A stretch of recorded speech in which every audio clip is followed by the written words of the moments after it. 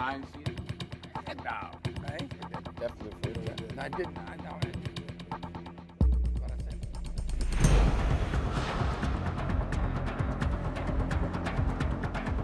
said. This for me was physically and mentally the toughest movie that I've ever done. Cameras rolling and action! But it was tough, but I love that. I love the fact it's a challenge. Crew spread out over 45 miles. It was tough in that respect. We were in 5 different locations and we're there in Pennsylvania in September till Christmas, doing a movie like this, But that's when you see, what I love is actually taking a different challenge in a different world and trying to capture it for real. And that's what we did on this, obviously.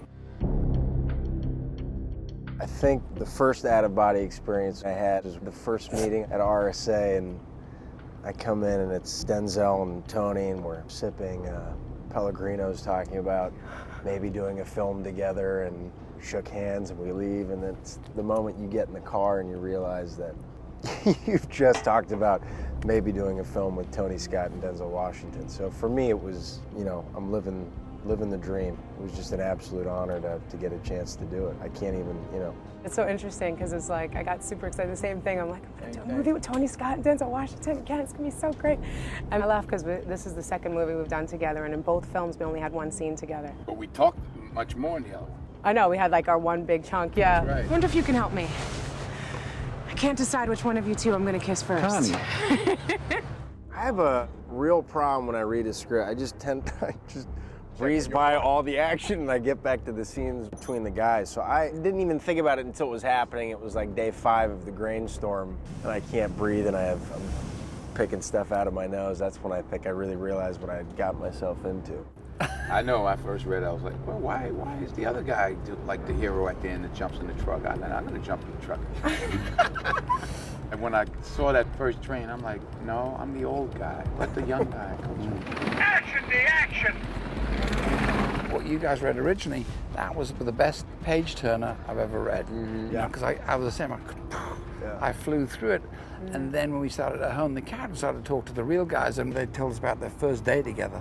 The first day that they worked together, and they did that. They went nose to nose, so we took that first day and reverse engineered into the script. So all of a sudden, the characters became stronger, and the action took care of itself. So it's like got this forward momentum, and it never gives up.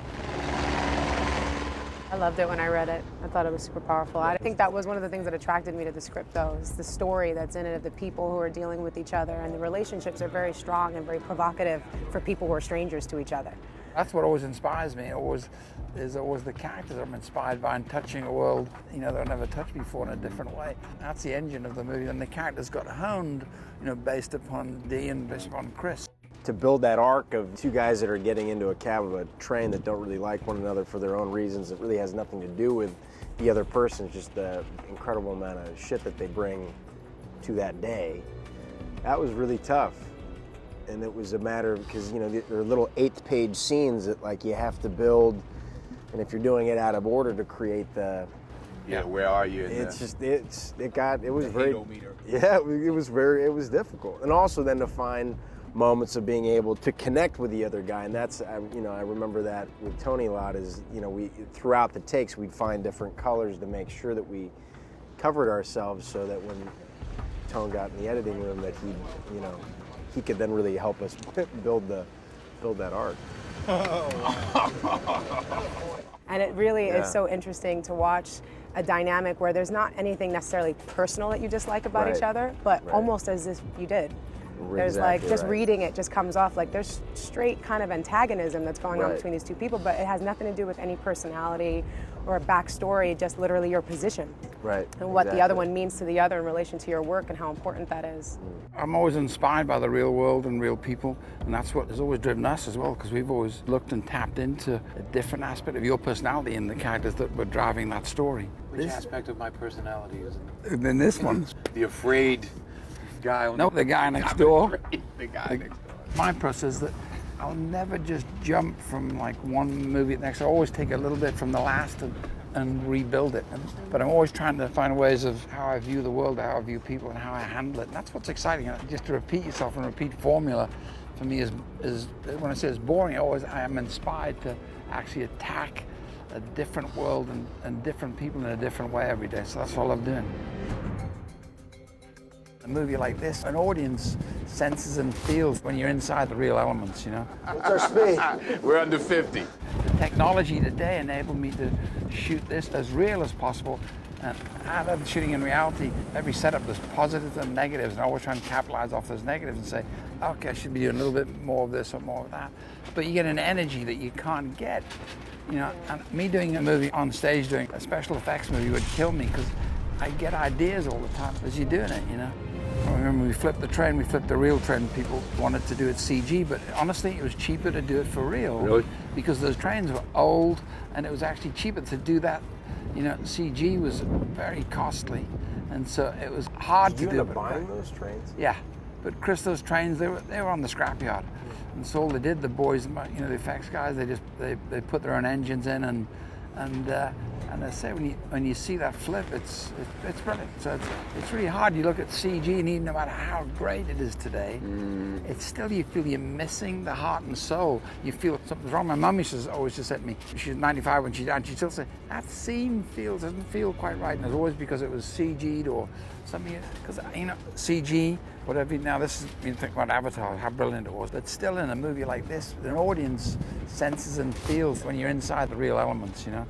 You had that platform where you had the round dolly shot, and you put the cab of the train in there. I saw this helicopter shot, and it came in, and it's super far away. You're on an elevated track, and then you built out this sort of, I think it was just on a flatbed, and then they put the cab, and you see the two of you in it. So it comes out from super far, this train, and then you get super close, and then the camera comes in, and I can see your faces in there doing the scene, and it was just the most amazing thing that you were getting all of that in one shot from the helicopter. Yeah, those helicopters were brilliant, weren't they? Those guys were down in there. They were close. And not just where they were in terms of, when you see it, it was an not effect guy, right? just where they were, not just where they were for camera, but what they got with their lenses. And the lenses today, I'm in like this, and you guys, these going, they can't get me close on me doing this. They got me picking my nose? We got you picking your nose, you got and Chris, the big NASA lenses. They were right in there. I was lucky that I had all those toys to be able to shoot it as real as possible. So we had helicopters and camera cars all running at the same time. It's such an interesting way to shoot a movie and work on that. You end up 12 cameras rolling at the same time. And you also used a small digital camera, right? Yeah, a Canon. Cameras everywhere. Yeah. A Canon to get Canon 5D. tiny one. That's a good thing, though, because what it does, it doesn't interfere with, I think, you can tell me, but I like staying, not interfering with your process and give you as much leeway to do what you want to do. That's why the cameras are back here.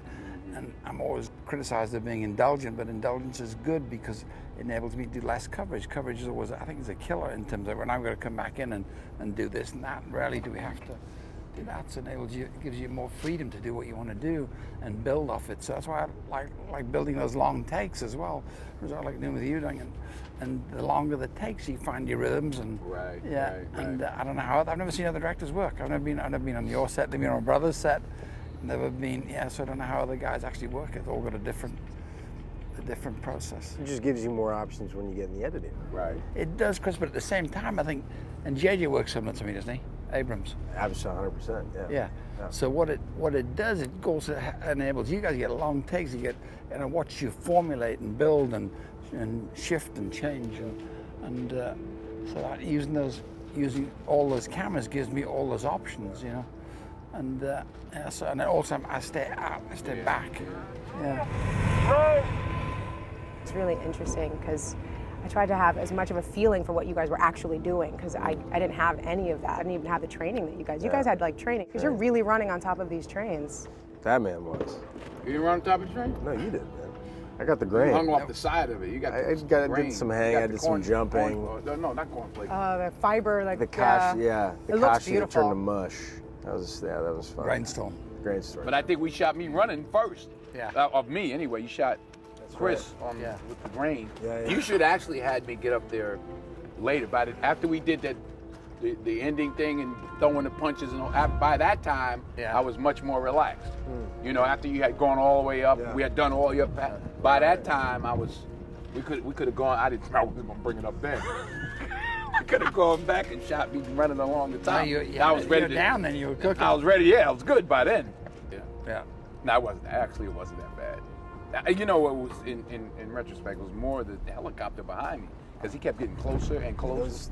Man, they were right on the line of being. They were right on the line. And that one shot that we did when he was just kind of swooping Yeah, in, I was like, whoa, brilliant. whoa, whoa. You got a vehicle out on the road traveling 50 miles an hour, the train traveling whatever 50 miles an hour, and then he pulls up in the helicopter and stops so that you can see him between cars, and he keeps himself right there so he can see the camera. Then you see him do this because he would pull up like 8 seconds before the tree line and then drop right back down.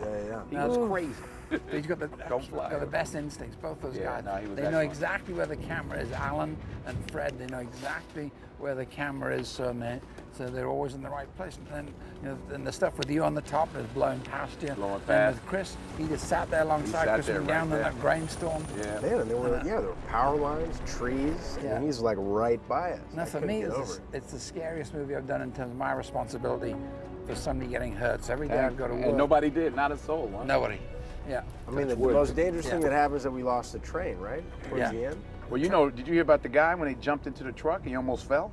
I know. No. I heard. My stunt double. Oh, your stunt double. Yeah. That was an amazing shot. He jumps from the train to the truck. But in slips. the one that I saw is he jumps and then you see him slide down and his feet kick and his up feet on are it. kicking up. Incredible. And he said it's great. I love it. I know, right? Only a stunt guy. Yeah, right. Stunt guys. It always cracks me up because you do so much to kind of create realism when you're making a movie, but then you got to make sure you wet down the street or you do something that's a movie trick to just give it that extra so it can really captivate an audience. And like that train, it was just like going 6 miles an hour, and it felt like the whole world was shaking. Then you start filming it, and I remember hearing you saying over again, does it seem like it's going as fast? Like, how do you translate that, the power and scale of this thing? It was going that fast. Because it was, you know what I mean? When I was running up top, it was going 50 miles an hour. Like, But Rosario, notice what you said, that in the end, I kept panicking and thinking about how fast I get these trains to go on this track. And in the end, once I started shooting, it didn't matter if it was doing 40 or 35, it's the weight and this mass, that's what you feel. So it made me lens it as I'm progressing in a different way. So rather than, I'd always make sure I got my wide coverage and you feel this body and this mass coming past you. It's like Jaws, it's like this beast. We should call it the beast. That's really the beast. So it begins with the beast and ends with the beast, and there's his characters in conflict on this journey.